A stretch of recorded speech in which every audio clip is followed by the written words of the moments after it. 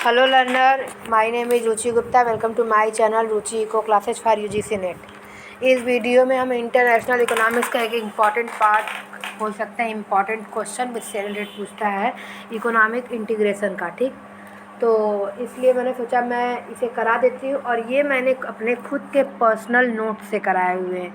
ठीक, तो ये बहुत ही अच्छा टॉपिक है. और इकोनॉमिक इंटीग्रेशन का मतलब ये होता है कि जब दो या दो से अधिक country, more than two country जब जाते हैं ट्रेड में, और वो एक दूसरे के साथ जो है मतलब कि प्रॉफिट के लिए और जो है कि बैरियर्स को हटाने के लिए, ट्रेड बैरियर्स को हटाने के लिए अपने में इंटीग्रेशन करते हैं, तो उसको इकोनॉमिक इंटीग्रेशन बोलते हैं. लेकिन हाँ, ठीक, तो इकोनॉमिक इंटीग्रेशन में जो ये इकोनॉमिक इंटीग्रेशन काम करता है वो उन्हीं लोगों के बीच काम करता है जिन्होंने इकोनॉमिक इंटीग्रेशन में पार्ट लिया होता है या उसके मेंबर होते हैं.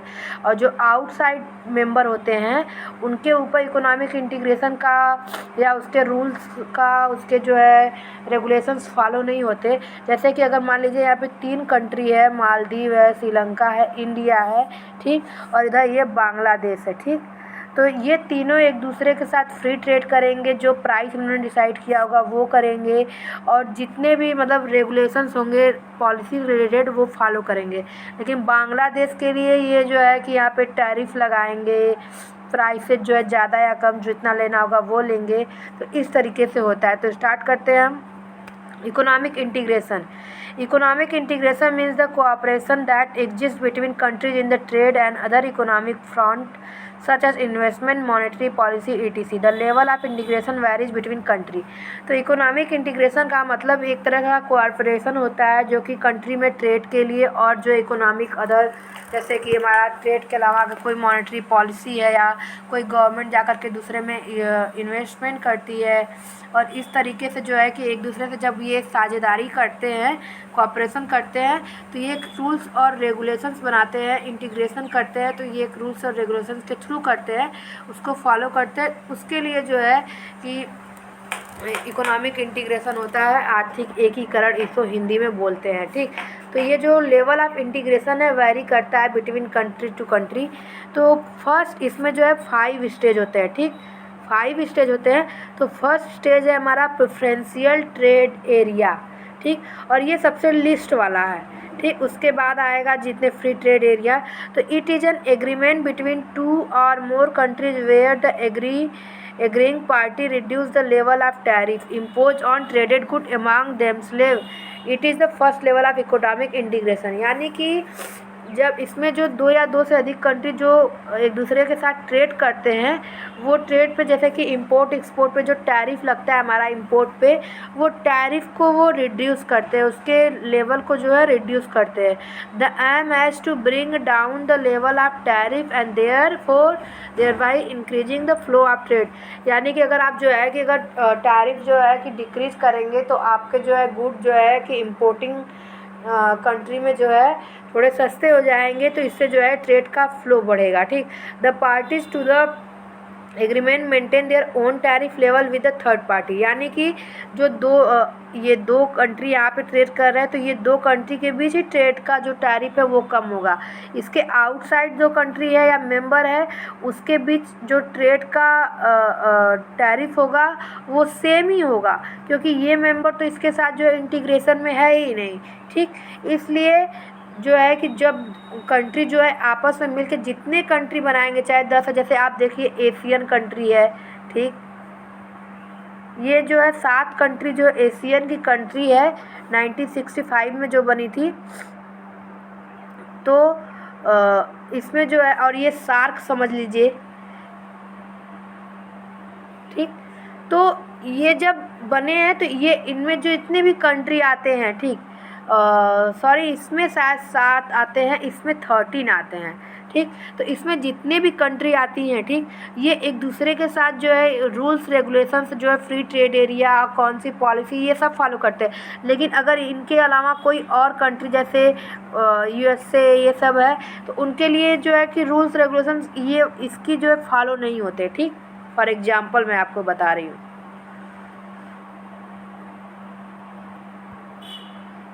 नेक्स्ट चलते हैं हम लोग। नेक्स्ट है हमारा फ्री ट्रेड एरिया। ये जो है इकोनॉमिक इंटीग्रेशन का जो है सेकंड पार्ट है। तो आप ये बात याद रखिएगा कि हमारे फर्स्ट प्रेफरेंशियल ट्रेड एरिया में जो है हम जो है टैरिफ को रिड्यूस करते हैं। ठीक, फ्री ट्रेड एरिया में हम क्या करते हैं कि ये जो है improve level of economic integration है as compared to preferential trade area, क्योंकि प्रेफरेंशियल ट्रेड एरिया में हम केवल जो है टैरिफ को रिड्यूस करते हैं। In this arrangement the parties to the agreement abolish tariff, यानी यहाँ पे जो है हम टैरिफ को ख़त्म ही कर देते हैं। जो फ्री ट्रेड एरिया है, फ्री ट्रेड एग्रीमेंट है, यहाँ पे गुड्स और सर्विसेज के ऊपर जो भी है हम जो है टैरिफ को ख़त्म ही कर देते हैं या बहुत ही minimum level of tariff impose करते हैं जो कुछ इम्पॉर्टेंट गुड होती है। Some goods which are identified as sensitive good are continued to be traded for existing tariff level. तो जो कुछ इम्पॉर्टेंट गुड होते हैं उसके लिए जो है minimum level of tax impose होता है, टैरिफ इम्पोज होता है। लेकिन फ्री ट्रेड एरिया और प्रेफरेंशियल में यही अंतर है कि प्रेफरेंशियल में जो है टैरिफ को रिड्यूस करते हैं, यहाँ पे टैरिफ को अबोलिश कर देते हैं, ख़त्म कर देते हैं कुछ गुड को छोड़ करके। कुछ गुड में जो है मिनिमम होता है। ठीक, ये इम्पॉर्टेंट है क्योंकि पूछता है पेपर में कि फ्री ट्रेड एरिया में क्या है और इसमें क्या है, आपको उसमें बता देगा। ठीक, in recent times free trade area is called with different name. They are comprehensive economic cooperation agreement, comprehensive partnership agreement and economic cooperation framework agreement। यानी कि फ्री ट्रेड एरिया को ये डिफरेंट नेम से जाना जाता है। comprehensive economic cooperation agreement, comprehensive partnership agreement and economic cooperation framework agreement, but all of them are in the nature of free trade area। इसमें जो है nature of free trade area है। This agreement cover foreign investment front apart from trade and services, यानी कि हमारा जो preferential trade area है वो केवल ट्रेड को कवर करता है। ठीक, और ये जो है हमारा फॉरेन इन्वेस्टमेंट के साथ साथ ट्रेड और सर्विसेज को भी कवर करता है। आप यहाँ पे अगर मैच दी फॉलोइंग पूछ दिया प्रेफरेंशियल ट्रेड एरिया और फ्री ट्रेड एरिया, ठीक, ट्रेड केवल दे दिया और फिर यहाँ पे दे दिया इन्वेस्टमेंट विद ट्रेड। ठीक, तो यहाँ का जो है इससे हो जाएगा, ये इससे आ जाएगा। तो क्योंकि आजकल आप जो है कि पेपर को एक्सपेक्टेड में आप सोच सकते हैं, क्योंकि आप जो है कि ये नहीं सोच सकते कि जैसे पहले पूछता था वैसे ही पूछा। आजकल जो है पैटर्न चेंज कर दे रहा है किस तरह से, बस आपको नॉलेज होना चाहिए डीप, तभी आप कर पाएंगे पेपर। तो इसमें आप किस तरीके से पूछा जाएगा आपको नहीं पता, इसलिए आपको हर तरीके से तैयार होना चाहिए। In this arrangement also the parties to the agreement follow their own independent trade relation with third party, यानी कि जो यही बात पहले में भी है और दूसरे में भी कि ये तीसरे पार्टी के साथ अपना जो अलग रूल है वही फॉलो करेंगे। उनके साथ जो विद इन इंटीग्रेशन है, with in free trade area में जो मेंबर है उनके साथ अलग, आउटसाइड द मेंबर अलग होता है। ठीक, यहाँ पे ये बात याद रखिएगा, foreign investment plus trade free trade area के लिए, और उसके लिए जो है ओनली जो होता है हमारा ट्रेड होता है। Third level of economic integration हमारा कस्टम यूनियन होता है। कस्टम यूनियन थोड़ा सा उससे हायर लेवल ऑफ इंटीग्रेशन होता है। ठीक, इसमें जो है हम जितने भी हमारा ट्रेड बैरियर होता है, टैरिफ या उससे रिलेटेड चीज़ें, गुड्स पे, सर्विसेज पे, उसको हम सबको अबोलिश कर देते हैं। ठीक, और यहाँ पे एक जो है हम थर्ड पार्टी के अगेंस्ट एक कॉमन टैरिफ जो है इम्पोज करते हैं, यानी कि प्रेफरेंशियल ट्रेड एरिया में हम जो है ट्रेड को जो है रिड्यूस करते हैं, फ्री ट्रेड एरिया में जो है कि हम जो है अबोलिश करते हैं, लेकिन उसके साथ कुछ इम्पॉर्टेंट गुड पे जो है हम मिनिमम टैक्स इम्पोज करते हैं। समझिए, फ्री ट्रेड एरिया मतलब हमारा जो WTO है वो फ्री ट्रेड एरिया में ही तो आता है। और हमारा जो कस्टम यूनियन है, कस्टम यूनियन जो है वो कोई भी टैरिफ इम्पोज नहीं करता है, वो जो है पूरे की पूरी ही अबोलिश कर देता है बैरियर ऑफ ट्रेड को, बैरियर टू ट्रेड और सर्विसेज अमंग देम। और वो जो है कि थर्ड पार्टी के साथ एक मिनिमम लेवल ऑफ टैक्स जो टैरिफ इम्पोज करता है, कॉमन टैरिफ। ठीक, common market in addition to provision of custom union, a free flow of labor and capital is also allowed in common market, यानी जो हमारा बोल सकते हैं परफेक्ट कंपटीशन। ठीक, और free mobility of labour, and capital. ठीक, इससे रिलेटेड एक आपका थ्योरी है free mobility of capital and labour, optimum currency area. ये भी इम्पोर्टेंट एक थ्योरी है, ठीक, जो कि हमारा पूछता है पेपर में। इसमें क्या क्या होता है कि इसमें जो है free mobility of labour and capital होता है, और इसमें जो है परफेक्ट कंपटीशन होता है, और उसकी करेंसी जो है एक दूसरे में, तो वो सारी चीज़ें हम आगे जो है करेंगे इससे रिलेटेड। तो अभी हम यहाँ पे इसको ये कर लेते हैं। तो यहाँ पे आप ये याद रखिए कि यहाँ पे free flow of labour and capital जो है अलाउड हो जाता है। वैसे तो हर जगह फ्री फ्लो ऑफ लेबर, लेकिन यहाँ पे कैपिटल भी अलाउड है। ठीक, तो कॉमन मार्केट, तो ये हमारा एक कॉमन मार्केट हो गया, यानी कि फर्स्ट है हमारा प्रेफरेंशियल, दूसरा फ्री, तीसरा हमारा कस्टम, चौथा कॉमन, और पांचवा है जो कि हाई लेवल ऑफ इंटीग्रेशन है हमारा इकोनॉमिक एंड मॉनेटरी यूनियन। जैसे हमारा हो गया यूरोपियन यूनियन हो गया, ठीक, उस तरीके का। In this arrangement in addition to common market provision the monetary and physical policy are customise among member countries.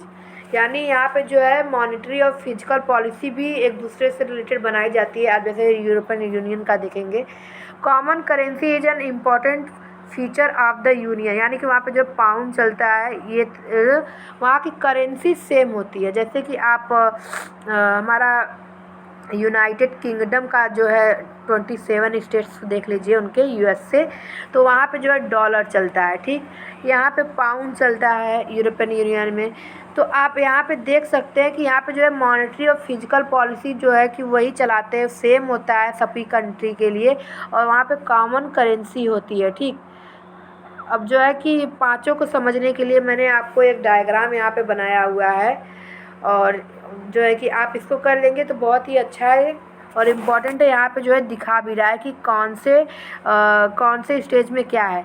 तो यहाँ पे देखिए प्रेफरेंशियल ट्रेड एरिया है। प्रेफरेंशियल ट्रेड एरिया में है टैरिफ रिडक्शन, यानी हम जो है प्रेफरेंशियल ट्रेड एरिया में जो है कि हम टैरिफ को रिडक्शन करते हैं, टैरिफ को कम करते हैं, और ये सबसे कम लेवल ऑफ जो है इंटीग्रेशन है। दूसरा है हमारा फ्री ट्रेड एरिया, जो कि इसमें हम जो है टैरिफ को अबोलिशन करते हैं मोस्ट ऑफ द गुड पे। कुछ गुड पे जो है हम मिनिमम लेवल ऑफ टैक्स को इम्पोज करते हैं। ठीक, तीसरा है हमारा जो है कस्टम यूनियन, जिसमें हम कंप्लीट अबोलिशन ऑफ जो है टैरिफ कर देते हैं गुड्स और सर्विसेज पे, और कॉमन जो है टैरिफ इम्पोज करते हैं to the other third party, वो हम जो है कॉमन टैरिफ इम्पोज करते हैं तीसरे पार्टी पे।